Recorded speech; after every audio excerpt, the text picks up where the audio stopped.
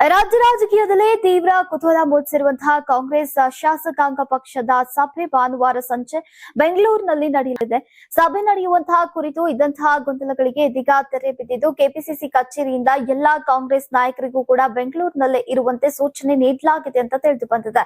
ಇನ್ನು ಬಹುತೇಕ ವಿಧಾನಸೌಧದ ಸಮ್ಮೇಳನ ಸಭಾಂಗಣದಲ್ಲಿ ಸಿಎಲ್ಪಿ ಸಭೆ ನಡೆಯುವಂತಹ ಸಾಧ್ಯತೆ ಇದ್ದು, ಈ ಸಭೆಯಲ್ಲಿ ಶಾಸಕಾಂಗ ಪಕ್ಷದ ನಾಯಕರನ್ನ ಅಧಿಕೃತವಾಗಿ ಆಯ್ಕೆ ಮಾಡಲಾಗುತ್ತೆ.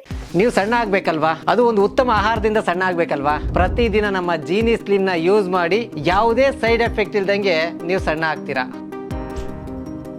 ಇದೇ ವೇಳೆ ಕಾಂಗ್ರೆಸ್ ಹೈಕಮಾಂಡ್ ನಾಯಕರು ಮುಂದಿನ ಮುಖ್ಯಮಂತ್ರಿಯ ಹೆಸರನ್ನ ಘೋಷಿಸುವಂತಹ ನಿರೀಕ್ಷೆ ಇದೆ.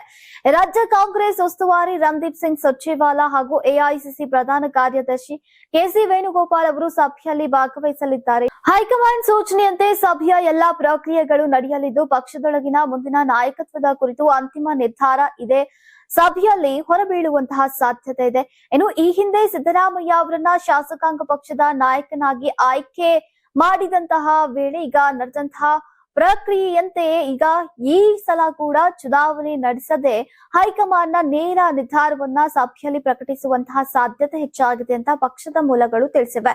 ಇನ್ನು ಸಿಎಲ್ಪಿ ನಾಯಕನ ಆಯ್ಕೆ ಪ್ರಕ್ರಿಯೆ ಸಂಪೂರ್ಣಗೊಂಡ ಬಳಿಕ ಈಗ ಮುಂದಿನ ಮುಖ್ಯಮಂತ್ರಿಯ ಪ್ರಮಾಣ ವಚನ ಸಮಾರಂಭದ ದಿನಾಂಕವನ್ನ ಕೂಡ ಅಂತಿಮಗೊಳಿಸುವಂತಹ ಸಾಧ್ಯತೆ ಇದೆ. ಇದರಿಂದಾಗಿ ರಾಜ್ಯ ಕಾಂಗ್ರೆಸ್ನಲ್ಲಿ ನಾಯಕತ್ವ ಬದಲಾವಣೆಯ ಪ್ರಕ್ರಿಯೆ ಅಂತಿಮ ಹಂತ ತಲುಪಿದೆ.